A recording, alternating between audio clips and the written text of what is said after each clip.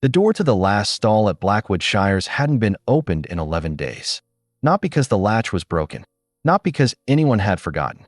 It hadn't been opened because the last person who tried came out with a 3-inch gash across his forearm and quit on the spot, leaving a blood-smeared glove on the ground outside like a small, terrible flag. Inside that stall, in the darkness that smelled of old hay and something older still, like grief compressed into wood and stone, something enormous breathed. And outside, on a Tuesday morning in October, a 54-year-old woman named Muriel stood in the gravel lot of a dying stable with a plastic bucket, a pair of rubber gloves, and absolutely no idea what she was about to walk into. Before this story goes any further, there's a moment in here that most people who work with horses say they've never seen anything like it. A moment that happens in total silence, with no fanfare, no audience, no cameras pointed at it. Just a woman and a horse and something passing between them that neither of them could explain. By the time this story is over, you might find yourself thinking about someone in your own life, someone the world has decided is finished, used up, past their prime. Drop your city in the comments and tell me if you think the world is wrong about that person. And if this story moves you the way it moved me, leave a like, hit subscribe. We are just getting started. Pennsylvania in October has a way of making things look like they're already gone. The maples along Route 30 had been bleeding orange for 2 weeks, and the light that filtered through them was the color of old amber. Beautiful in the way that endings are sometimes beautiful, carrying the quiet weight of everything that wouldn't survive winter. Blackwood Shires sat 3 miles off the highway on a county road that Google Maps still listed as a through route, even though the gravel had been giving way to weeds for the better part of 2 years. The property was 16 acres of what had once been considered prime agricultural land in Chester County, Pennsylvania, the kind of land that Quaker families had farmed for 2 centuries before the suburbs crept out from Philadelphia like a slow tide and swallowed everything in their path. The Blackwood family had raised Clydesdales here for 60 years. Show horses, work horses, animals that had won ribbons at county fairs and pulled floats in parades and appeared, twice, on the cover of an equestrian magazine that no longer existed. At its peak in the 1980s, the stable had housed 18 horses, employed a full-time veterinarian, a farrier, 3 grooms, and a trainer who had traveled internationally. What remained now was the skeleton of that world. 3 horses in the east paddock, 2 in the north barn, and 1 in the farthest stall of the west wing, alone. The fencing along the road had been patched so many times it looked like a quilt. The white paint on the main house had cracked and peeled until the boards beneath showed gray as old teeth. A tractor sat rusting beside the feed shed, its tires flat for 2 seasons. The sign at the entrance, Blackwood Shires, established 1963, EST breeding and show stock, had lost 2 of its wooden letters, and someone had never gotten around to replacing them. Muriel parked her 2009 Civic in the gravel lot beside a delivery van that had seen better decades and sat for a moment with the engine running. She was a compact woman, the kind of compact that comes not from smallness but from years of pulling inward. Her hair had gone the particular silver that looks almost blue in certain light, cut short and practical. Her hands, resting on the steering wheel, were the hands of someone who had worked farms her whole life, knuckled, capable, with a stillness to them that came from years of knowing how to be quiet near animals. She had answered the ad on a Tuesday.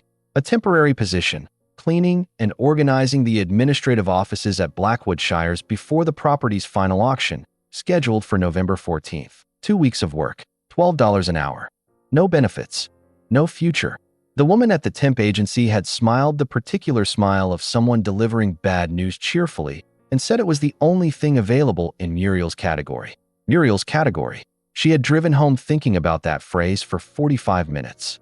The ad hadn't mentioned horses. It had said office cleaning, document sorting, light janitorial. Muriel had told herself that was fine. She had worked a horse farm for 23 years, her own farm, her husband Carl's farm, the place they had built from a single paddock and 2 rescue mares into something small but real. She didn't need to work with horses again.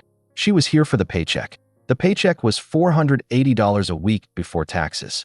Her rent was $610 a month. She picked up the plastic bucket, snapped on the rubber gloves, and got out of the car.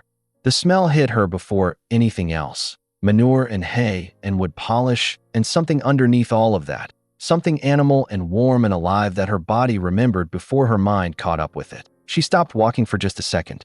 Her jaw tightened, almost imperceptibly. Then she kept moving. The main office was in a converted annex off the house. 2 rooms, a filing cabinet, a desk buried under paper, and a window overlooking the east paddock where 3 Clydesdales grazed with the unhurried dignity of creatures who didn't know yet that their home was being sold. Muriel set down her bucket and looked at the horses through the glass. She had not been on a farm in 14 months. The last time had been the day the estate lawyer came to finalize the sale of the Garfield County property. Her property, Carl's property, the place they had mortgaged twice and refinanced once, and then lost entirely to medical debt that accumulated in the final 18 months of Carl's illness with the patient, implacable logic of water finding cracks in stone. The lawyer had been professional and kind in the way that professionals are sometimes kind, efficiently, briefly, without room for lingering. Muriel had handed over the keys and driven away without looking back, because looking back would have undone something in her that she wasn't sure could be redone. She had not looked back. She had not looked at horses, either. She turned from the window and started cleaning. She worked methodically, desk first, then filing cabinet, then the windowsills. She found 23 years of breed records, show certificates, veterinary invoices, insurance documents, and correspondence in 4 different handwritings. She sorted them into labeled folders the way Carl had always organized their own records, alphabetically, by year, by category. It took her 4 hours to clear the desk alone. It was almost noon when she heard it. A sound from the back of the property. Not a whinny. She knew what whinnies sounded like. This was lower, more internal, like something enormous shifting its weight in the dark and finding no position comfortable. She put down the folder she was holding and went to the window that faced west. The stall at the end of the west wing was shut tight, its upper door closed and latched from the outside. Unusual for a Clydesdale stall, where the upper door was almost always left open. A bolt had been added to the lower door as well, the kind of bolt you'd use on a gate meant to hold something determined. The sound came again. Muriel went back to sorting the files. She told herself it wasn't her job. She sorted files for another 40 minutes before she gave up telling herself things and walked outside. The west wing of Blackwood Shires had been built in 1971 and added to in 1987, and neither construction project had been completed with a surplus of natural light in mind. The corridor was narrow and dim, lit by 3 overhead bulbs, one of which was burned out. The smell was different here, sharper, more confined, with an undercurrent of something medicinal. Liniment, maybe, or fear, which in a barn is not entirely a different smell. There were 4 stalls in the west wing. The first 3 were empty and had been swept clean, the way you clean a room you don't expect to use again. Blanket hooks bare, water buckets removed. The kind of emptiness that isn't neutral, it's deliberate. The 4th stall was different in every way. Fresh water in the bucket, barely touched. A hay net still half full, also barely touched. And beneath the door, which was solid wood from floor to ceiling, no slats, no visibility either way, the sound of movement. Slow, circular, the particular kind of restlessness that isn't energy, but its opposite. A handwritten index card was tacked to the door frame with a single pushpin. It read, "Do not enter. Do not open. Goliath, dangerous." Beneath that, in a different hand, smaller and more agitated, sedation required for any contact. Contact Dr. Reeves. And beneath that, in pencil, almost illegible, "He won't eat." Muriel stood at that door for a long moment. She was not, by nature, a woman who ignored posted warnings. She had lived a careful, practical life, a life shaped by the particular caution of someone who has learned that things can always get worse, that the margin between stable and disaster is narrower than it looks, and that the appropriate response to danger signs is to honor them. She looked at the card. She looked at the door. She looked at the floor just inside the gap at the bottom, where the bedding was disturbed in a pattern that showed something large moving in a tight circle, over and over, wearing a track into the straw. She didn't open the door. She sat down on the ground instead, with her back against the stall across the corridor, facing the 4th stall's door, and she was quiet. This was something Carl had taught her in their first year on the farm, when she'd been 23 and impatient and convinced that gentleness was just another word for slowness. "You don't approach a frightened animal," Carl had said. "You become part of the space it's in. You let it adjust to you." She sat on the cold concrete floor in her work clothes with her rubber gloves in her lap, and she was still. The sound from behind the door slowed. Not stopped, but changed texture. The circular movement interrupted by a pause. Then another pause. The rhythm of something listening. Muriel had no strategy.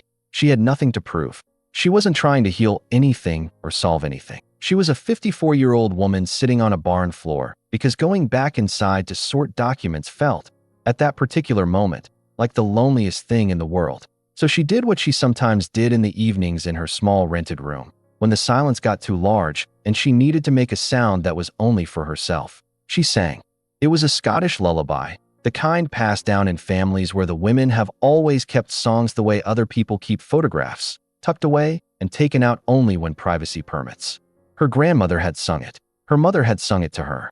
She had sung it to Carl in his last months, in the hospital, in the small hours when the ward was quiet and the machines kept their soft vigil, and she had run out of other ways to be present. The words were Gaelic, which she barely spoke. The melody descended from something centuries old and shaped by a particular kind of longing that has no direct translation in English. A longing for home, when home no longer exists in the form you remember it. She sang it quietly, without performance, without trying to be heard. Behind the door, the circular movement stopped. Complete stillness. Muriel kept singing. The silence in the stall deepened. Not the silence of absence, but the silence of attention. The specific and enormous quiet of something very large holding itself still. She finished the verse, started it again, softer. The hay net on the other side of the door rustled once. Then again, the sound of something eating. She sat there for 20 minutes. She sang the song 3 times through, then hummed it without words, then let it fade into the ambient sounds of the barn, the wind against the west wall, pigeons somewhere in the rafters, the distant sound of a car on the county road.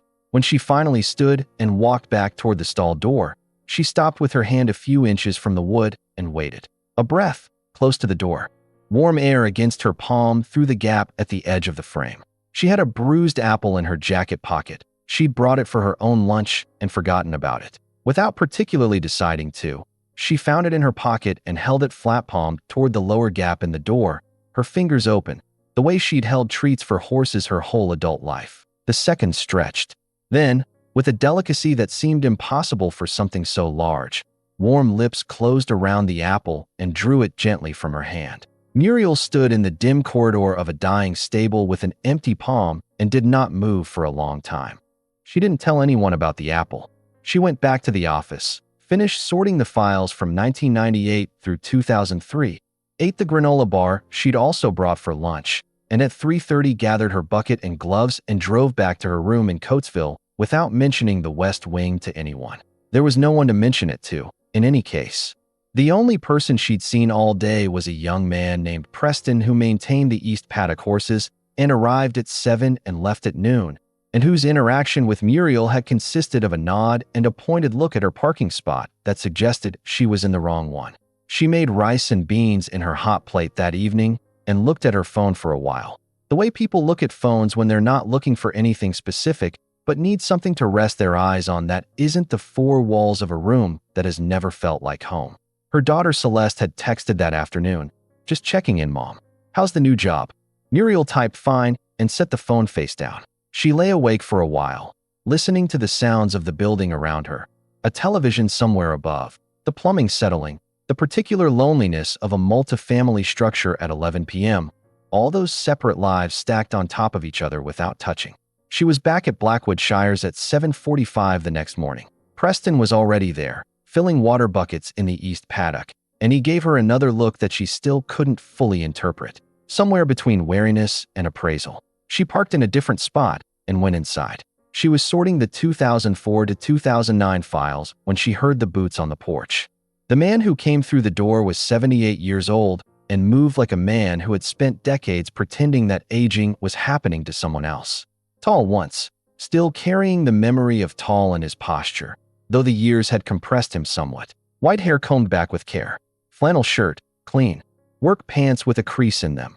Someone ironed them, though his hands had the shake of a man living alone. He looked at Muriel with pale gray eyes that missed nothing and offered nothing in return. Duncan Blackwood. She knew the name from the documents. Decades of breeding records and show entries and correspondence signed in the same decisive handwriting, D. Blackwood, with the period after the initial placed like a small act of authority. He looked at the desk she'd cleared and organized. He looked at the labeled folders. His face did not change. He said he'd been told by the temp agency she'd have the office in order by end of week. She said it would be done by tomorrow. He said nothing to that. He walked to the window that faced west and stood there for a moment looking at the barn. She kept sorting. He said, without turning around, "You went to the West Wing yesterday." It wasn't a question. She set down the folder she was holding. Preston, she understood. The pointed looks. She said she had walked through the barn and come back. Duncan turned from the window. His eyes moved to her hands, still, palm flat on the desk, then back to her face. He said Goliath ate something last night. The hay net was down to nothing this morning. First time in 11 days. The room was very quiet. He said the veterinarian had been recommending sedation for the past 3 weeks because the horse wouldn't tolerate examination. He said the auction house required a health certification on every animal. He said without that certification, Goliath couldn't be sold as a working or therapeutic animal. He paused. He said what he didn't say, the word that lives in the space between no certification and auction disposal. He looked at her for a long moment, the kind of look that is a question being asked by someone who doesn't know how to ask it directly. Then he put on his hat and said he'd be back in the morning and walked out.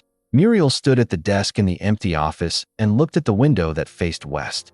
The thing about horses, the thing she'd known since she was 12 years old, watching her uncle work a rescue gelding in a Virginia paddock, is that they carry their trauma in their bodies the way people carry it in their voices.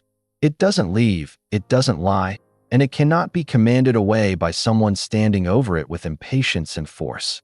Whatever had happened to Goliath, it had happened at the hands of someone who didn't understand that.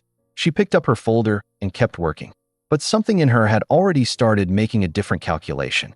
Duncan came back the next morning with a proposition that he delivered from the doorway of the office without taking off his hat, as if keeping it on gave him the right to leave at any moment. He said, if she could get Goliath out of the stall, walking calmly, no sedation, into the open paddock for the veterinarian's examination, he would pay her 3 times the hourly rate for the remainder of the position. He said Dr. Reeves had already tried 3 times. He said the previous trainer had managed 6 minutes in the stall before the horse went for the wall. He said the young man Preston, who was 26 and strong and had grown up around horses, had lasted 40 seconds on his most recent attempt and had not gone back. He said he was not asking her to do something that he believed possible. He was making a business offer, the same way he might offer odds on a horse with no form.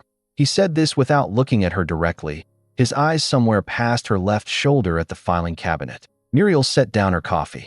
She said she would need a few days first, not to train the horse, just to let the horse decide. Duncan looked at her directly then. Something shifted in his expression, not warmth, but something adjacent to it. The look of a man who has been surprised by an answer he didn't expect and doesn't know yet whether to be grateful or suspicious. He said fine. He left. Muriel went back to the West Wing that morning and sat on the floor again. She brought a different apple. She didn't sing immediately. She sat in the corridor for 12 minutes, doing nothing, being nothing threatening, letting the barn sounds settle around her. The pigeons, the wind, the particular creak of the west wall when the temperature dropped, which it was doing now as October deepened toward its end. When she finally sang, she kept it shorter, 2 verses, then silence. Then she held the apple toward the door gap. This time, the response came faster. 40 seconds, maybe. The breath first, then the lips. The apple taken with the same impossible gentleness as the day before. She came back every day that week. She didn't try to open the door. She didn't try to touch the horse beyond the brief passage of an apple through the door gap. She sat. She sang. She was consistent in the way that reliable things are consistent. Not because they're performing reliability, but because they've stopped needing anything else. On Thursday, she came with the apple and sat down and started to sing. In 3 minutes and she heard the sound of the upper door bolt shifting. She kept singing and did not look up. The upper door opened 2 inches. Then 4. In the gap, an eye. Enormous, dark, rimmed with long lashes, looking at her with the particular intensity of an animal trying to solve a problem it has not been able to solve for a very long time. Muriel sang to the eye. It didn't blink. She finished the song, started it again from the beginning. kept her hands in her lap, visible, open, still. The eye stayed in the gap. The door did not open further. She understood that this was not failure. This was negotiation. On Friday, she brought 2 apples and sat for 40 minutes. The upper door opened wider this time. 6 inches, 8. Enough to see the broad white blaze of a Clydesdale's nose, the curl of the nostrils moving as the horse took her in through smell. She held out the first apple toward the opening. A pause long enough that her arm began to ache. Then, not through the door gap, but through the upper door opening, a muzzle descended slowly and took the apple from her palm. Muriel did not move, did not breathe audibly. The muzzle withdrew. She heard the apple being worked through enormous teeth. Then the muzzle came back, lower this time, and pressed gently into the side of her neck. It was not a nudge. It was not aggressive. It was the kind of contact a horse makes when it has made a decision about someone. A pressing of weight, warm and certain and enormous, the way an animal leans into something it has chosen to trust. Muriel sat very still against the side of that massive head and felt something inside her that had been clenched for 14 months begin, slowly, to unlock. She didn't cry. She wasn't the kind of woman who cried in barns. But her jaw unclenched for the first time in a very long time, and her shoulders dropped an inch, and she stayed there until Goliath pulled back of his own accord and disappeared into the stall again. And she sat alone in the corridor feeling the warmth his head had left against her skin. What she didn't know was that Duncan had been watching. Not from anywhere close, from the window of the house, 60 yards away, where he stood with a coffee he'd forgotten about, going cold in his hand. He had watched the upper door open and close. He had watched Muriel's silhouette in the dim corridor with her hands in her lap, not moving. He had watched the muzzle descend. Duncan Blackwood had bred Clydesdales for 41 years. He had seen horses bond with riders, with grooms, with barn cats, with one particular border collie named Hutch who had died in 2018 and whom the horses had grieved visibly for 2 weeks. He knew what equine trust looked like when it was real.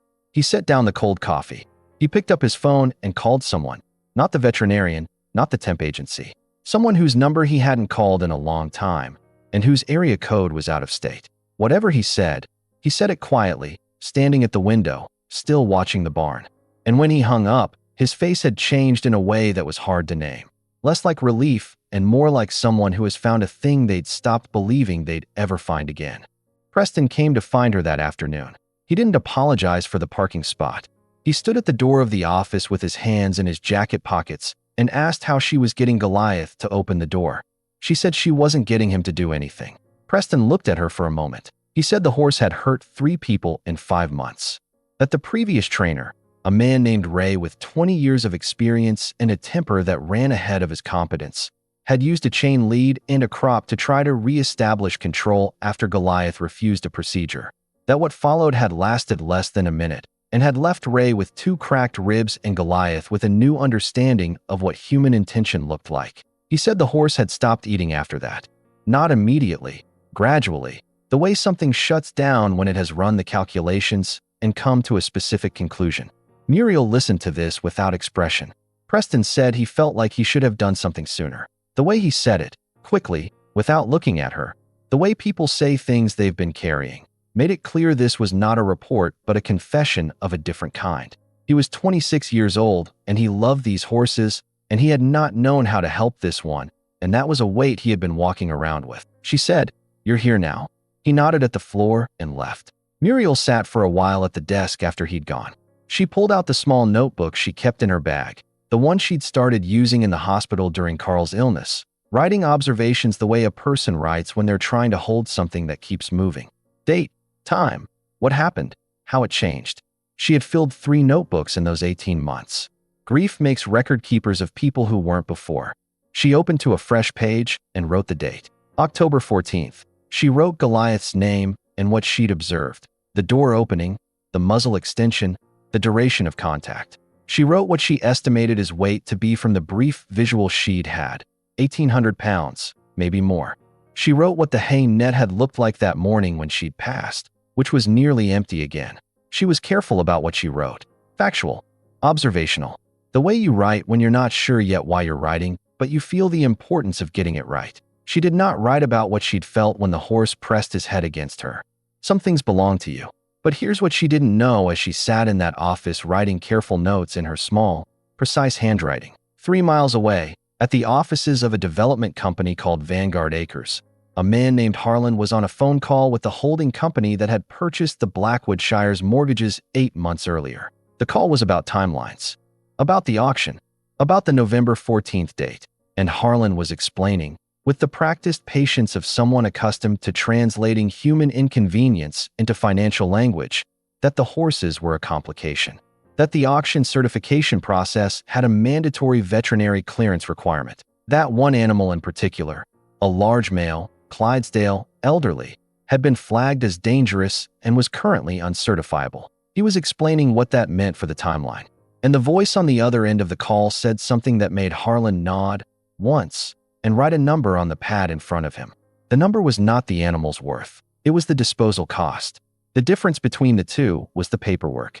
They arrived on a Wednesday. 2 men in a white SUV with the Vanguard Acres logo on the door, clean, pressed, carrying tablets and a clipboard, moving through the stable property with the deliberate efficiency of people who see acreage and structures instead of a place where things lived. The older one, Harlan, was around 50, with the particular kind of calm that comes from years of separating personal feeling from professional outcome. He walked the perimeter of the property with his tablet, tapping notes, looking at the fencing and the outbuildings the way a surgeon looks at a body, not unkindly, but without room for sentiment. The younger one, whose name Muriel never caught, photographed everything: the west wing, the east paddock, the rusted tractor, the main house with its peeling paint. He photographed the sign at the entrance with its missing letters. Duncan met them on the porch. He had shaved that morning and wore a clean flannel. His posture was the posture of a man standing on ground he still considered his, and the act of holding that posture required visible effort. Harlan was polite. He said the words he'd been trained to say, thanked Duncan for his time, referenced the timeline from the contract, acknowledged the historical significance of the property. The words landed with the particular hollowness of language designed to sound respectful while accomplishing its opposite. Duncan said the auction was still 3 weeks out, and the property was still in operation. Harlan said of course. He said they were there for a preliminary assessment only. He said they wanted to make sure the transition would be smooth for everyone involved. Muriel was watching from the office window. She couldn't hear the conversation, but she could read the geometry of it. The way Duncan stood with his arms at his sides instead of crossed, the way that small restraint was its own kind of dignity, and the way Harlan's assistant moved behind him with his camera, documenting the decay of something while the man who built it stood 6 feet away. Later that afternoon, Harlan came to the office. He introduced himself briefly. He looked at the organized files with what might have been mild surprise. He said the company would be sending their own records team the following week, but that it was good to have the materials in order.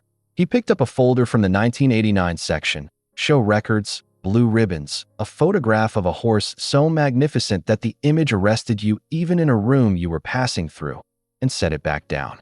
He said, the way people say things they have decided in advance. The animals on the property are covered under the auction agreement. All 6. They'll be assessed by the auction house veterinarian the week before the sale. He paused, a beat too long. He said there was one animal whose certification might be complicated given the behavioral record. Muriel set down her pen.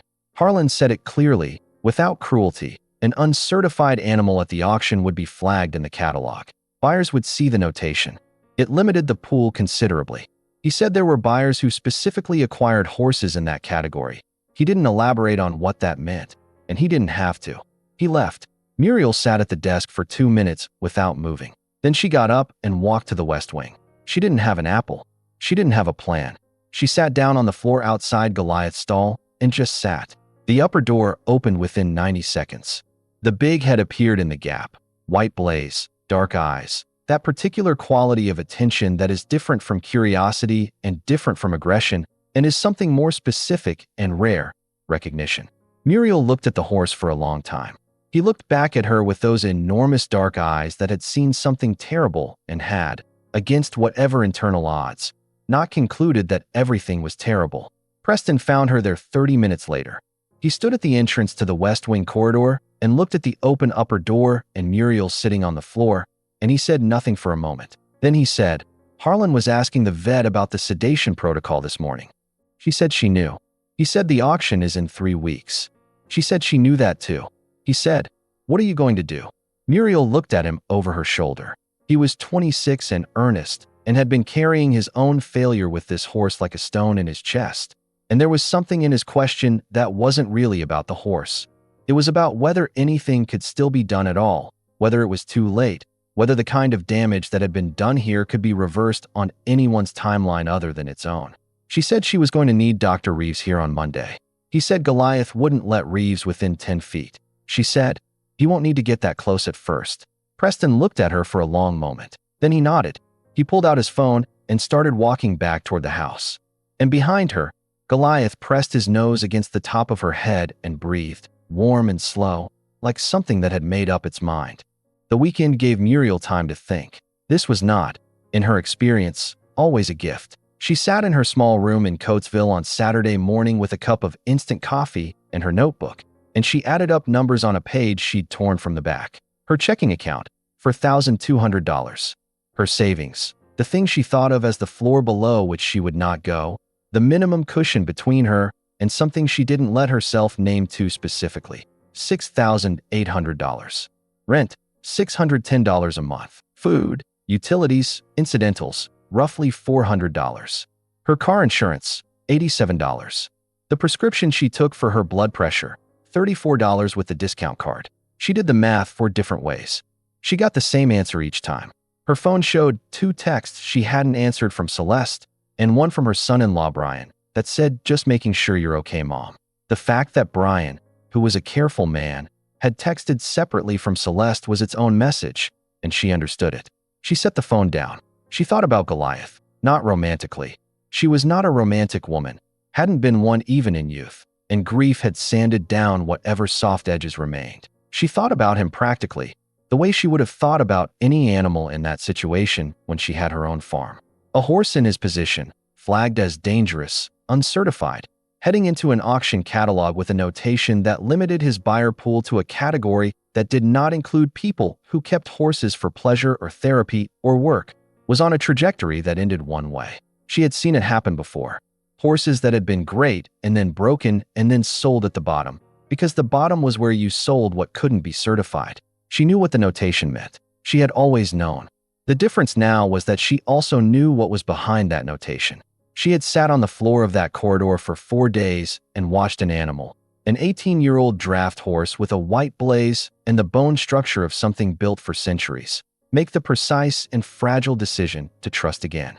She had felt his head against her neck. She thought about the figure Harlan had written on the pad. She hadn't seen it, but she knew the math.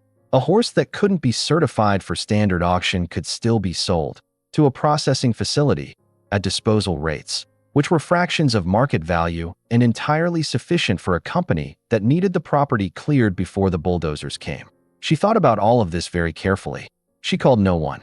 She made no decisions she could articulate. She finished her coffee, washed the cup, and spent the rest of Saturday reorganizing the kitchen shelf of her rented room, which she had never properly organized because she had always been meaning to and never quite gotten to it. Sunday she drove back to Blackwood Shires without being asked.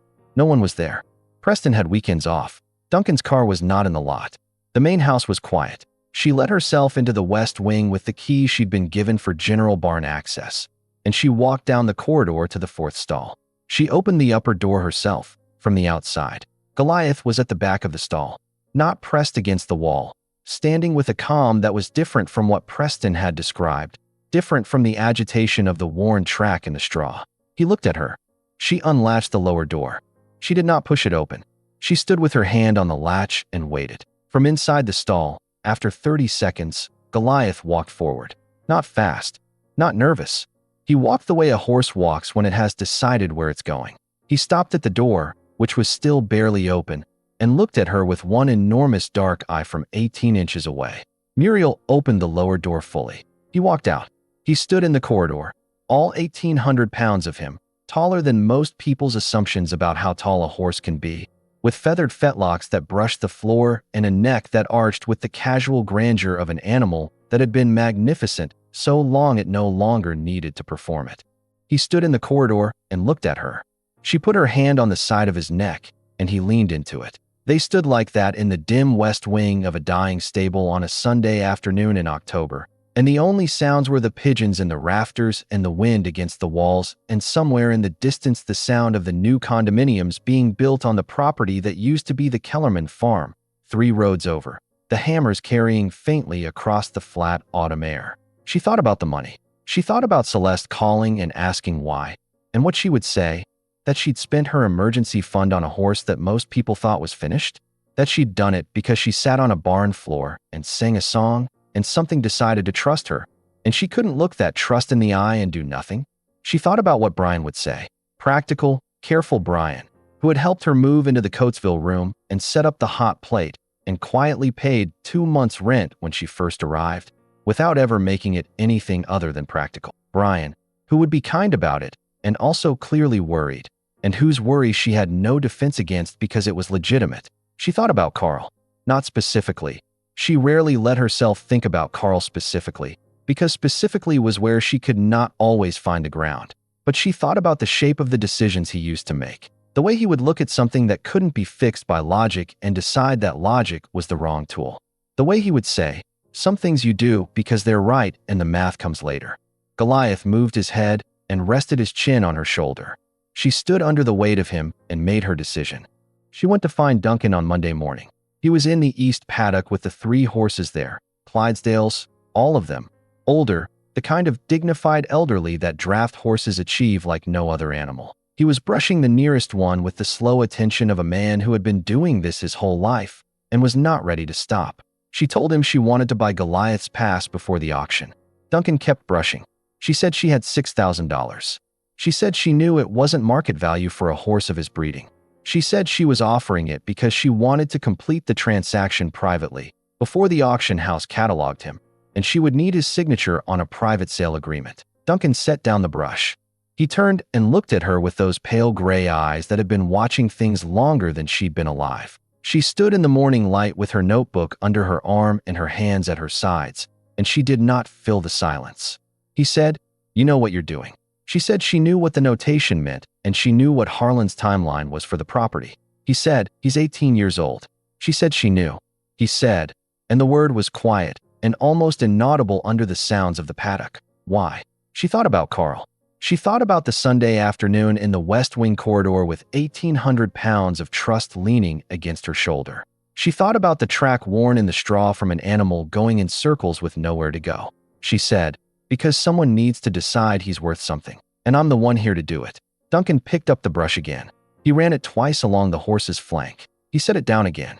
He said he would need a notary for the agreement. He said there was a woman at the county clerk's office in Westchester who had handled his paperwork for 30 years.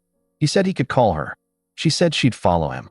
They drove separately to the county clerk's office that morning, and a woman named Patricia who wore reading glasses on a beaded chain witnessed the private sale agreement for 1 Clydesdale stallion, Goliath of Blackwood, 18 years, gray and white, in exchange for $6,000 transferred by check. Duncan signed with the same decisive handwriting she'd seen on 40 years of breeding records, the period after the initial placed like a small act of finality. Muriel signed beneath him. Patricia stamped the document. She looked at the horse's name and said, quietly, that she'd heard of that one. She said she'd seen him at the Chester County Fair in 2014 pulling a log that no other horse at the event could move. Duncan said he'd won that class 4 years running. Patricia looked at them both over her glasses and said nothing else, but filed the document with a gentleness that suggested she understood it was something more than paperwork. They drove back to the stable in their separate cars. In the east paddock, the horses grazed. In the west wing, Goliath stood quietly in a stall whose door Muriel had left unlatched on purpose that morning. When she came back, she found the door pushed open and the horse standing calmly in the corridor, waiting. She put her hand on his neck. Somewhere across town, Harlan's assistant was updating a spreadsheet with the auction inventory. When he reached the entry for Goliath of Blackwood, he found a notation he hadn't placed there, a red flag from the behavioral file, already uploaded. He began to type the disposal routing. He hadn't been told about the private sale yet. That information was still 2 hours away, moving toward him like weather. The call came Wednesday. Muriel was in the west wing guiding Goliath through his second out-of-stall walk, down the corridor, into the small paddock adjacent to the west barn. where he stood in the gray October light and looked at the sky with the unhurried attentiveness of a horse relearning what the outdoors felt like. Dr. Reeves had come Monday. He had stood at the paddock fence and watched Goliath walk, observed his gait, checked his eyes and teeth from a distance that Muriel mediated. The examination had taken 2 sessions. No sedation, no incident. Reeves had said almost nothing during it, but wrote his certification notes with unusual care, and when he left he stopped and looked at Muriel and said, "I don't know what you did, but keep doing it." The call Wednesday was from the auction house legal office. They had found an issue with the private sale agreement. The voice on the phone was professional and apologetic in the way that precedes bad news, the kind of apology that is purely structural. They had reviewed the documentation. There was a concern regarding the seller's legal capacity at the time of the agreement. A notation in the estate file, not yet formalized, but flagged by a recent medical evaluation, suggesting cognitive decline in the owner of record. The word they used was capacity. The implication was clear. If Duncan's capacity could be questioned at the time of the sale, the agreement could be challenged. Vanguard Acres had been notified. Their legal team was reviewing. A determination would be made within 72 hours. Muriel stood in the paddock with her hand on Goliath's neck and listened to all of this without speaking. She said, "What do I need to show?" The voice said they'd need documentation supporting the seller's awareness and intent at the time of the sale. The agreement itself was witnessed and notarized, but a challenge based on capacity would require additional evidence. Contemporaneous records, behavioral observations, anything establishing that the seller understood what he was doing. Muriel looked down at the notebook in her other hand, the notebook she had been keeping since her first week at Blackwood Shires. Date, time, observation, outcome, the condition of the hay net, the progression of the door opening behavior, the notes from Dr. Reeves's Monday visit, and earlier, from the first week, Duncan's questions, his observations, his instructions. His memory of things Muriel had no independent way of knowing. Accurate and detailed and dense with the texture of a mind that was not failing, but simply old. She had been writing it because she didn't know why. She knew now. She said she had documentation. She said she would need to speak with a lawyer. She said she would be at the clerk's office in the morning. She hung up. Goliath turned and pressed his forehead against her shoulder. The same gesture he had made on that first Friday. The gesture she had not yet been able to adequately describe to herself. Something between trust and gratitude and the simple animal fact of choosing a person. She stood in the gray paddock light and held still under the weight of him and understood that the hardest part was not yet over. But she was still here. And so was he. The inspection was set for November 8th, 6 days before the auction. Vanguard Acres sent Harlan and 2 others. The auction house sent their assessor, an attorney named Collins, retained the previous week by Muriel's daughter Celeste, who had not, after all, reacted the way Muriel had expected, and whose reaction instead had been to call a lawyer friend from law school who worked in property and estate matters, stood at the edge of the paddock with a folder of documents. Duncan was there. He had dressed the way he'd dressed the day of the sale agreement, cleanly, carefully. He answered Collins's questions with the precision of a man who had kept records for 4 decades and whose memory, whatever the notation in the estate file suggested, was intact in every way that mattered to the law. The cognitive evaluation had been conducted by a physician hired by Vanguard Acres. The same physician had reviewed Muriel's contemporaneous records, 93 pages of daily observations, dated, timed, signed, cross-referencing Duncan's instructions and statements with independently verifiable outcomes. The physician, to his credit, had said clearly that the documentation showed a seller operating with full awareness of his decision and its implications. The legal challenge collapsed quietly, the way paper challenges collapse when the underlying facts don't support them. What happened next was not what anyone had specifically planned. Muriel brought Goliath out of the West Wing that morning and walked him across the property to the main paddock, the large one, the one that faced the road, where the sign with missing letters still stood. She walked him on a lead rope at the pace he chose, which was unhurried and dignified, with a presence that the years and the isolation and whatever Ray had done to him had not managed to diminish. The assessor from the auction house was standing at the fence. There was another man beside him, not from Vanguard Acres, not from the auction house, not from anyone's legal team. Older, 70-ish, in a good coat, with a stillness about him that recalled the way certain people stand near horses when they know horses. He had arrived with a driver and no announcement, and he'd been standing at the fence for 20 minutes before anyone thought to ask who he was. His name was Edmund. He had come to the auction, he said, looking for draft horses suitable for a therapeutic program he funded, a program for combat veterans at a facility in Vermont, where horses were used in a specific kind of unstructured contact therapy that had accumulated, over the past decade, a modest but rigorous body of evidence. He watched Goliath walk across the paddock with Muriel beside him. He watched the way the horse moved, not the movement of an animal performing for inspection, but the movement of an animal that had made its peace with something and was simply walking in the world. He stood at the fence for a long time. Then he asked Collins, who held the ownership papers. Collins looked at Muriel. Edmund said he would like to discuss a transition arrangement, not a sale, a placement, a long-term lease agreement with full veterinary coverage, documented welfare standards, and a provision allowing the current owner to visit at any time at the program's expense. He said, "A horse that can do what this one just did, walk through a yard full of strangers without a tremor, that's the horse you want sitting next to someone who's trying to find their way back." Muriel looked at Goliath. Goliath looked at the road. Vanguard Acres did not accept the legal collapse gracefully. On November 10th, 4 days before the auction and 2 days after Edmund's offer, Harlan filed a motion in Chester County Common Pleas Court challenging the private sale agreement on a second ground, that the property's livestock had been included, implicitly, in the blanket encumbrance of the mortgage Vanguard held, making any private transfer of an animal subject to creditor approval. It was, Collins explained to Muriel over the phone, a common tactic. The argument was thin. The mortgage documentation was for real property, not chattels, and livestock had been separately maintained in the Blackwood estate records for decades. But it required a response, and a response required time, and time was the thing Vanguard Acres had been purchasing since they acquired the mortgages. Collins said he was confident in the outcome. He said confident in the way lawyers say it when they mean probably. Muriel called Duncan. He answered on the second ring, which meant he'd been sitting near the phone. She asked him if he had the original livestock registration documents, the ones that filed each horse as personal property separate from the real estate, which was standard practice in agricultural estates of this type. He said he'd had them for 30 years. She said she'd need them in the morning. He said, "You know what happens if this doesn't hold?" She said she knew. She also said, and she didn't entirely know why she said it until the words were out, that she thought it would hold. Not because the law was reliable. Because the records were real, the facts were real. The horse had walked across that paddock in front of 7 witnesses, and the auction house assessor had signed a clean certification. She said, "The truth is in the paperwork. Let's use it."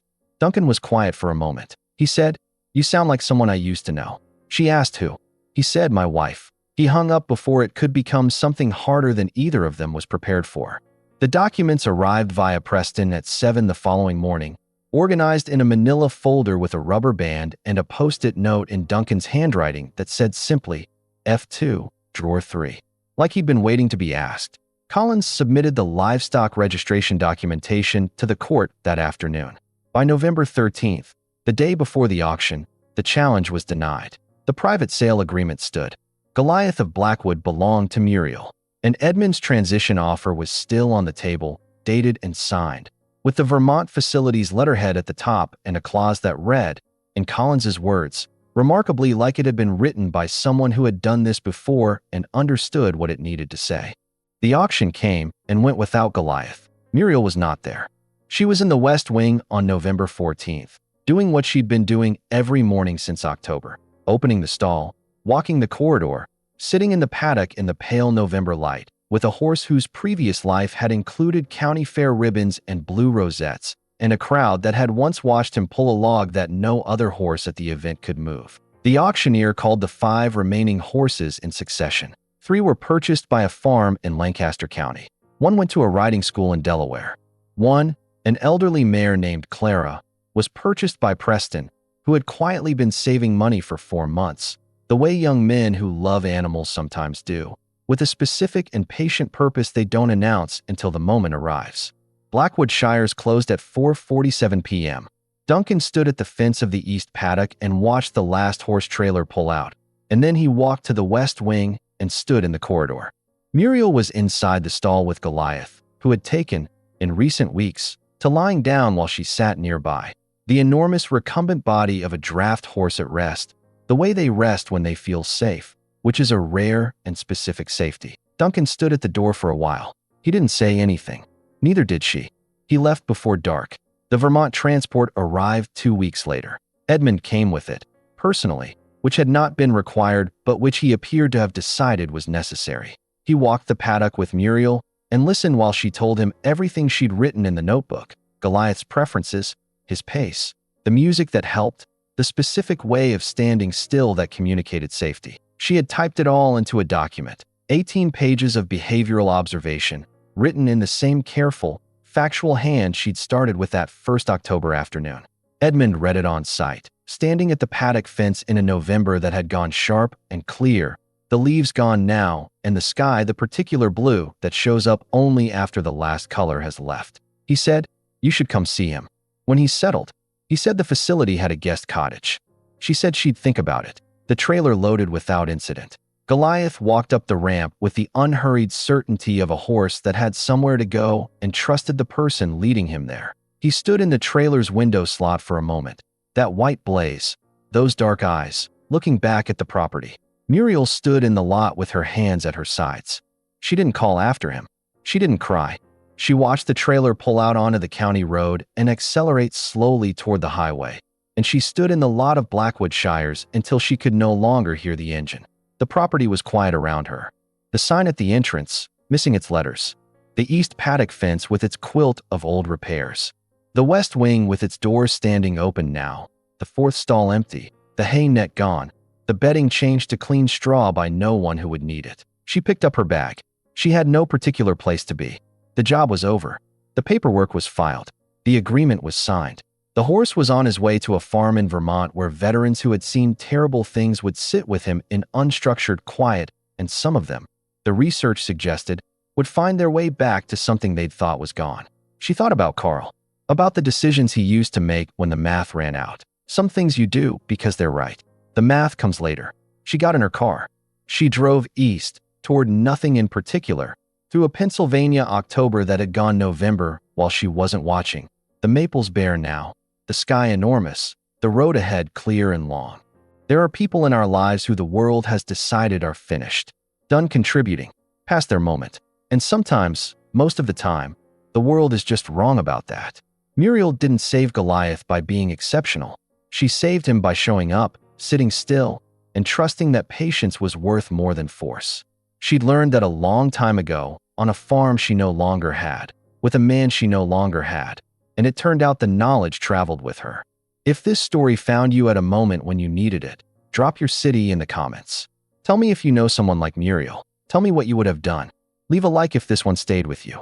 Subscribe if you want to find the next story that does the same thing.